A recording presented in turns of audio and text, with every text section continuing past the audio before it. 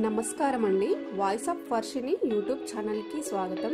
ఇప్పుడు మనం వరలక్ష్మి వ్రతానికి కావలసిన పూజా సామాగ్రి ఏంటో తెలుసుకుందాం. ఫ్రెండ్స్, ఇప్పటి వరకు మన యూట్యూబ్ ఛానల్ ని ఎవరైతే సబ్స్క్రైబ్ చేసుకోలేదో వారు ముందుగా మన ఛానల్ ని సబ్స్క్రైబ్ చేసి పక్కనే ఉన్న బెల్ ఐకాన్ ని క్లిక్ చేయండి. వరలక్ష్మి వ్రతానికి కావలసిన పూజా సామాగ్రి: వరలక్ష్మి అమ్మవారి పటం లేదా అమ్మవారి విగ్రహం.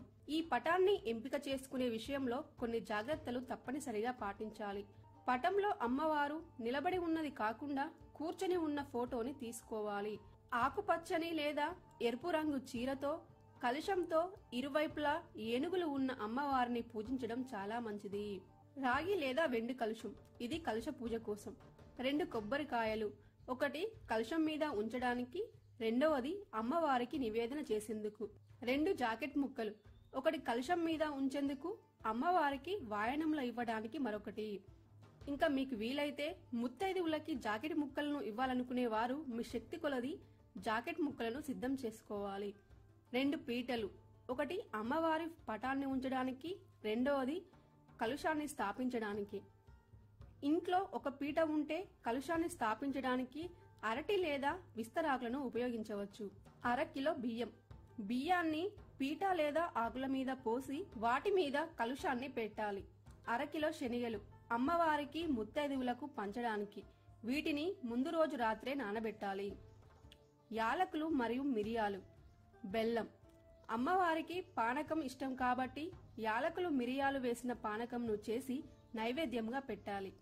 పెసరపప్పు, అమ్మవారికి వడపప్పు నివేదించడానికి. విడి పువ్వులు.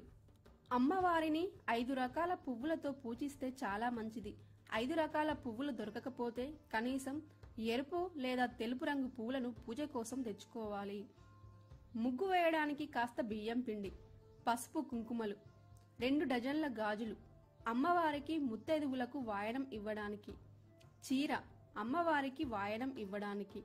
గంధం, అమ్మవారికి ముత్తైదువులకు పూసేందుకు. 3 డజన్ల తమలాపాకులు, 2 డజన్ల అరటిపండ్లు, ఖర్జూరాలు, వక్కలు, చిల్లర నాణాలు, పసుపు కుంకుమ ప్యాకెట్లు, మామిడాకులు, గుమ్మానికి తోరణాలు కట్టేందుకు. పంచామృతం కోసం ఆవు పాలు, ఆవు పెరుగు, నెయ్యి, తేనె, పంచదార. తోర పూజ సమయంలో మనకి అమ్మవారికి కనీసం 5 ముత్తైదువులకు కట్టేందుకు 5 దారపు పోగులు. అమ్మవారికి ఇరువైపులా వెలిగించేందుకు 2 దీపారాధన కుందులు. దీపారాధన చేయడానికి వత్తులు, నూనె.